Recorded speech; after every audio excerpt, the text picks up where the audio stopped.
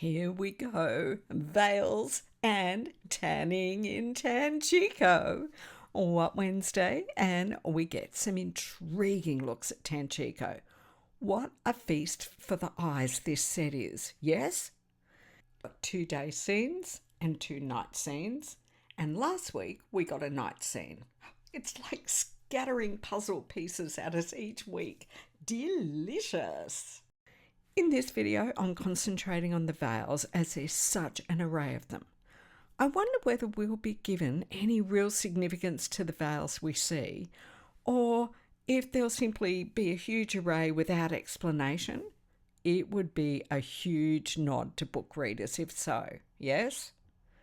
From the books, we get detailed descriptions of Tanchico and know that both men and women wear a transparent veil, men occasionally masking their face completely.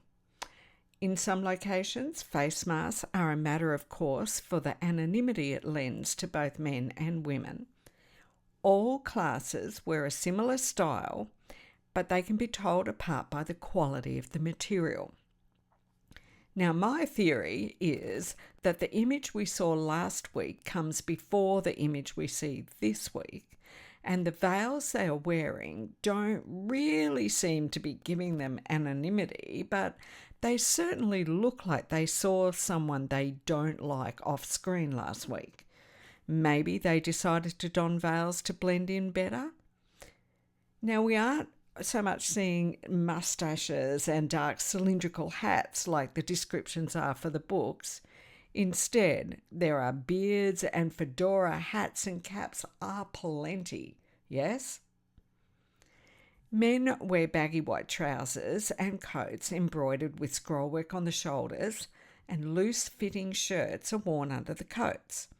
So, while Matt's new clothes don't quite have scrollwork as such, the veil is embroidered with sequins, and that is one fine paisley. He is on track, however, with the loose-fitting shirt, yes? The skulls on display give a deliciously creepy Pirates of the Caribbean feeling somehow. Okay, so let's just break down a look at the facial coverings that we are seeing because they really do vary. Firstly, Min, such a simple scarf-like wrap that goes around the face and then is secured by tying at the forehead. But just look at the woman behind her. That hat, it's surely covered in feathers, yes? Matt, on the other hand, has more than a touch of lace with his elegant veil that covers his entire face. He believes Landrin would never suspect he would be under something like that, no?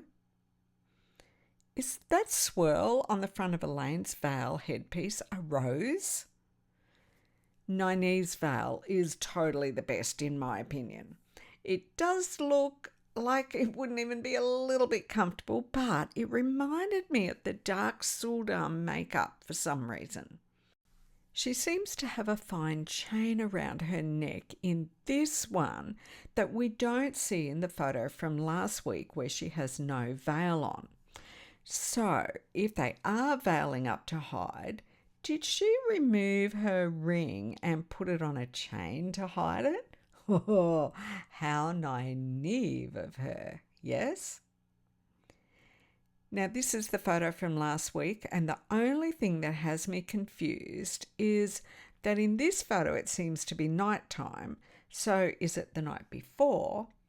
And I also notice that Min actually has the head part of her veil on, but she doesn't have it across her face. Interesting. The variety of types of veils seems to know no bounds. Miss Sarah Janes called these veils flour sacks, and that totally had me in stitches in the live chat of the Dusty Wheel show earlier this morning. But it's the hats on top that I love the most. And if you wanted to be anonymous, guys, really? This was the choice, yes? It isn't compulsory to wear a veil, even if nearly everyone seems to have something over their face. These two locals are happy to be in full view. Then there are some veils that strangely cover the eyes, leaving most of the face clear. This man could see nothing, yes? The quality of material is said to separate the classes rather than the style of the veil. So does this shiny one mean we've got a higher class woman mixing among the throng? Hey, that's not Leandrin, is it? The man in front of her is another that has his veil over the eyes and another great hat. I've still not seen the hat that is for Matt. Have you? Another example of a long sheer veil here that seems to come down from a head wrapping. And we have an illuminator. Yes! Confirmed without any doubt. But why a veil over the eyes, man?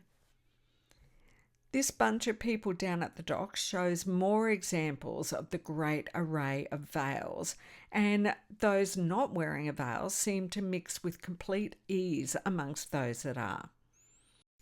Another fine array of veils and hats, but I'm most intrigued by this gold and pink elaborate headpiece, and it's just behind the offal that obscures so much. Okay, so look, there was a debate on the Dusty Wheel chat this morning with many people saying that that's octopus. But I've been searching images of octopus and offal at markets, and those just don't seem to truly be suckers. So I'm digressing here, but also the blood on his hands is red, not blue. So I believe that these are intestines, which are commonly sold at wet markets in many countries around the world today. Back to the image though and the veils, you can see another interesting headpiece on the left, which is just above Nynaeve's shoulder. Then we see the same headpiece behind the fireworks being held up by the illuminator. But wait! The illuminator is holding different fireworks in each of these two shots, so they are not being shot directly one after the other. Is Nynaeve separated from the others? Is that why she looks so much more intensely uncomfortable than they do? Let me know your thoughts about all of this in the comments below. I've had so little time to really digest it all and put this together, and I'm just throwing it out there to see what sticks against the wall. What a wonderful, fun feast for another What Wednesday. Thanks so much, he who tweets with the dawn. Time. Boom. Smash to black.